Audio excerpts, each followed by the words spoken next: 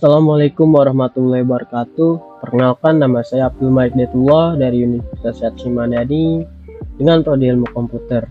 Di sini saya akan mempresentasikan tentang mata kuliah dasar-dasar pemrograman dengan dosen kampusnya yaitu Pak Ihsan Maulana Eskom MTI. Oke, ke slide selanjutnya. Konsep dasar dan pengantar bahasa pemrograman. Konsep dasar pemrograman melibatkan pemahaman tentang algoritma, logika, dan struktur data yang digunakan untuk membuat program. Konsep ini penting bagi pemula karena menjadi fondasi yang dalam membangun keterampilan pemrograman yang kuat. Konsep dasar pemrograman yaitu input, proses, output. Intinya konsep dasarnya itu input, proses, output. Udah ingetin itu aja yang gampangnya. Memahami konsep dasar pemrograman sangat krusial bagi seorang programmer pemula karena beberapa alasan. 1. Membangun pemahaman yang solid. Konsep dasar ini akan membantu Anda memahami bagaimana dan mengapa sebuah program bekerja. Kedua, menulis kode yang lebih baik.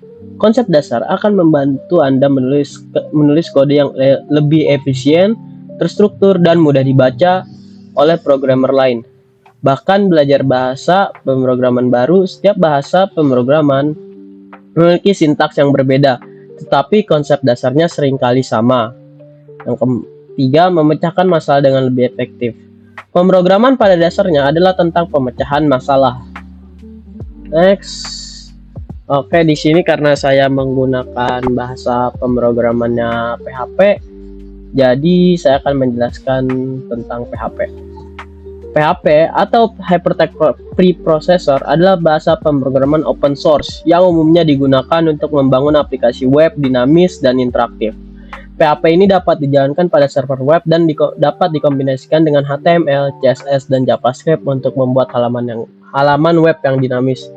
Jadi PHP ini nanti kalian biasa kan kayak buka kode editor. Jadi di dalam PHP ini kita bisa taruh HTML, CSS, dan JavaScript itu digabungkan dalam satu file PHP itu bisa. Alasan memilih PHP: 1. Mudah dipelajari dan digunakan.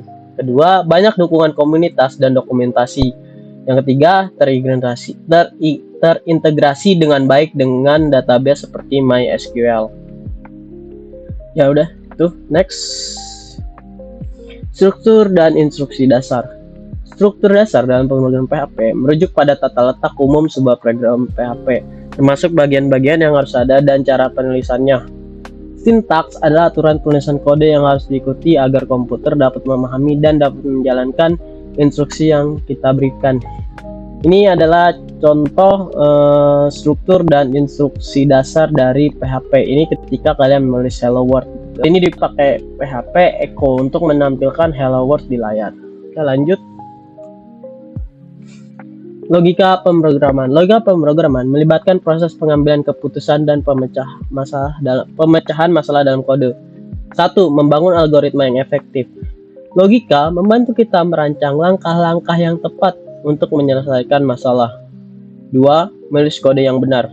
Dengan logika yang kuat, kita dapat menulis kode yang tidak hanya benar secara sintaksis, tetapi juga secara logis.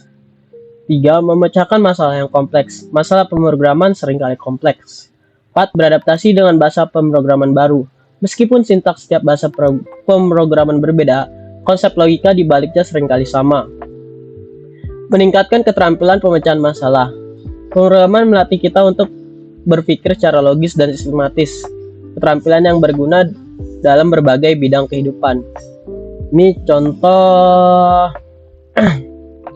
pengambilan keputusan, kode dalam pengambilan keputusan. Cara bacanya itu variabel age sama dengan 20. Jika variabel age lebih besar sama dengan 18, tampilkan dewasa. Nah, sedangkan else ini kebalikan dari X lebih besar, berarti X lebih, jika variabel X lebih kecil dari 18 maka munculkan belum dewasa gitu. Atau bisa kayak kalian ini diganti dengan Anda bikin KTP bisa apa mau kita coba? Oke, kita coba di Visual Studio Code ya. Mana Visual? Oke, kita bikin bareng deh. AG aja, ag.php. Kita bikin, oke. Terus isi PHP. Kita tutup. Nah, di sini kita masukin misalnya tadi $AG sama dengan 20. If $AG sama dengan 18 echo, maka tampilkan Anda sudah dewasa. Tutup. Else nya masih dalam else echo, tampilkan Anda belum dewasa. Kita tes, coba apakah bisa di Visual Studio Code. Kita run kodenya, jangan lupa save dulu. Run. Anda sudah dewasa. Nah, karena di sini AG-nya 20, Anda sudah dewasa. Bagaimana jika AG-nya di bawah 18? Kita save, kita running lagi. Anda belum dewasa. Dia akan muncul Anda belum dewasa. Kenapa? Karena AG-nya lebih kecil daripada 18. Oke, lanjut.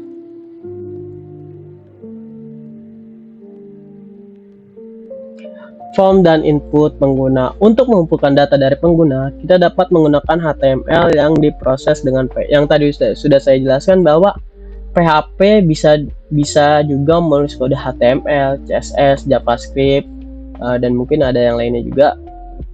Tapi setahu saya yang saya tahu cuma 3 itu aja. Karena saya udah ada contohnya. Mari kita lihat contohnya kembali di Visual Studio Code. Nah, saya sudah pernah membuat form PHP dengan menggunakan HTML. Ini adalah CSS, ini kode CSS. CSS itu untuk membuat style, membuat lebih bagus lah tampilannya. CSS ini masih ini ada PHP-nya juga, ada HTML. Dan di sini ada JavaScript untuk ngevalidate password harus lebih dari 6. Kalau kurang dari 6 nanti akan muncul ini. Oke, kita coba aja kalian di web. Kita buka Mozilla Firefox. Agak sedikit nge-lag ya. Localhost. Enter. Saya nyimpennya di sini di Malik.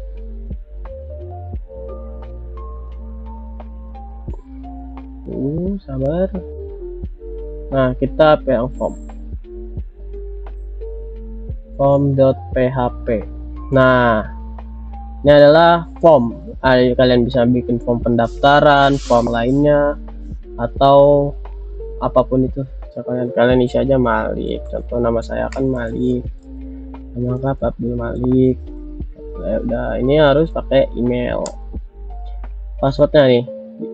Tadi kan ada kode yang menunjukkan nih. If password length kurang dari 6, alert password hasil mungkin 6 karakter. Apa yang terjadi jika password kurang dari 6?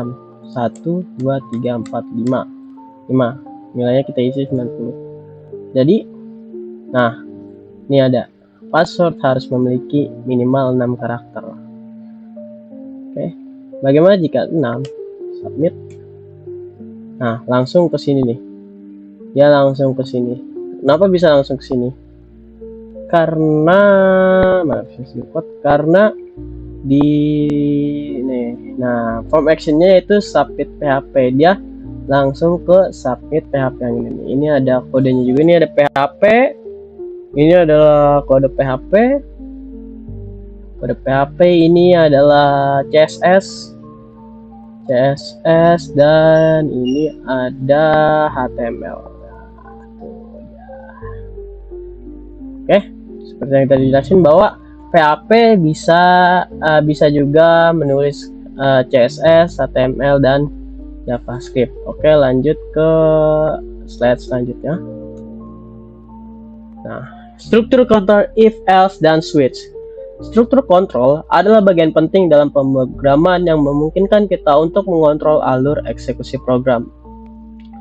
Struktur kontrol if, else, dan switch. If digunakan mengecek suatu kondisi. Jika kondisi bernilai benar, true, maka kode dalam blok if akan dijalankan. Tadi sama kayak yang ini nih, sama yang tadi ini nih, yang di X belum dewasa atau sudah dewasa ya.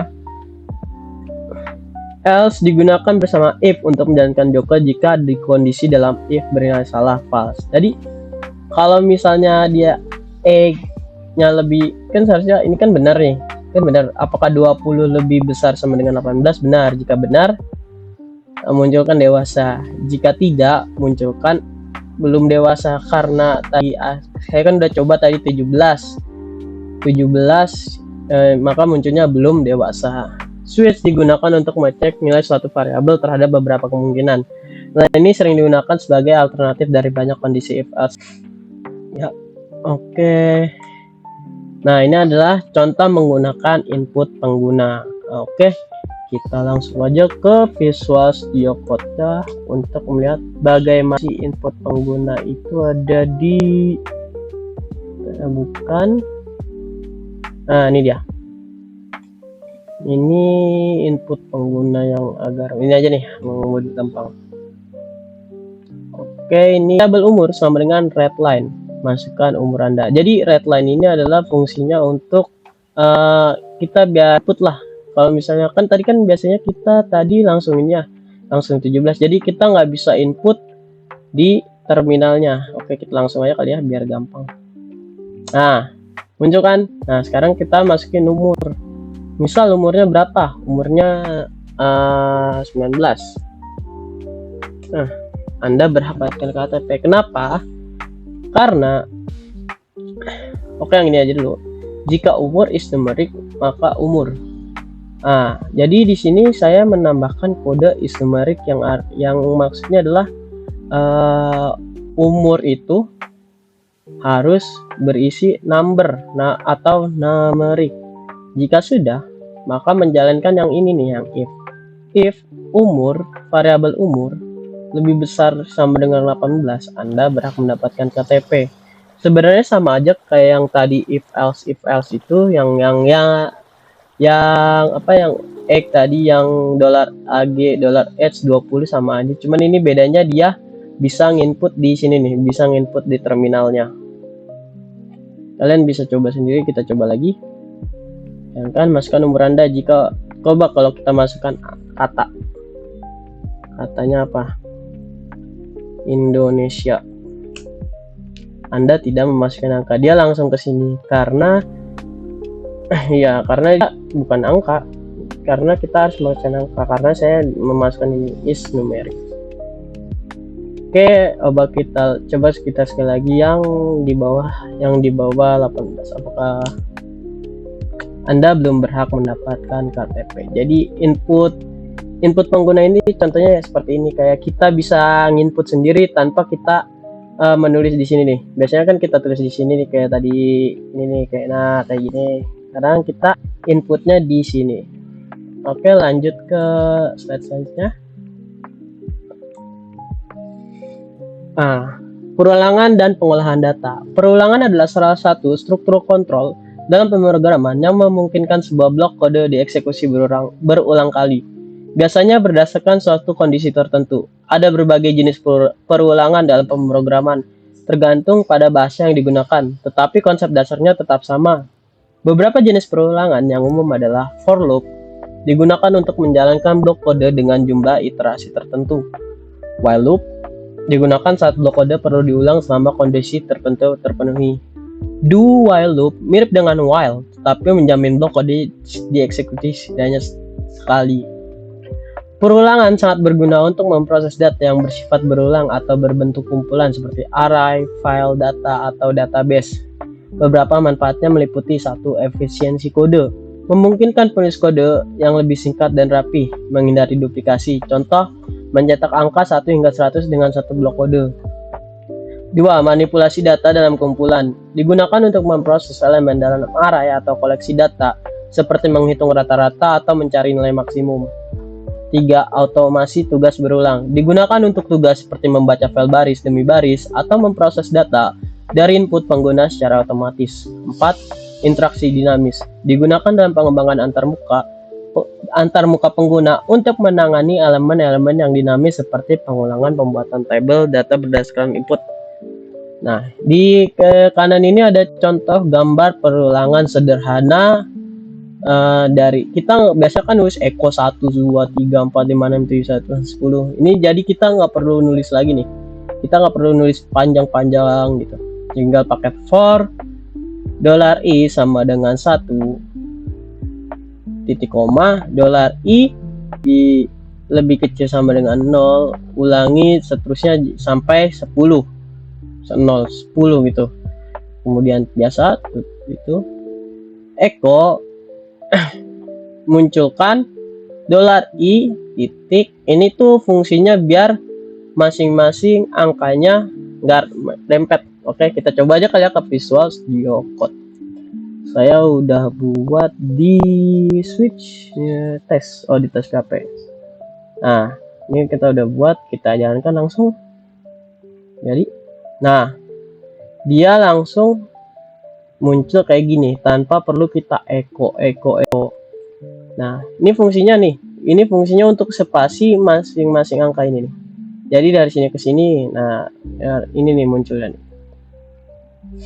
Fungsi ini adalah untuk spasi antara 1 dan 2. Coba kalau kita hapus. Kita save, kita jalankan. Nah, dia terlalu rapat kan? Rapat banget nih. Jika kita pakai kutip 2 spasi, nah dia akan memberikan spasi antar angkanya. Dan ini kalian bisa ganti sampai 20. Nah, sampai 20 kan? 20. Kenapa kok sampai 20? Kan dia kurang karena dia kurang sama dengan. Kalian harus mengerti ini nih. Kurang sama dengan, kurang, atau sama dengan, atau lebih sama dengan, lebih dari sama dengan. Pokoknya kalian dari sintak-sintak itu untuk ini nih, untuk perulangan lebih gampang.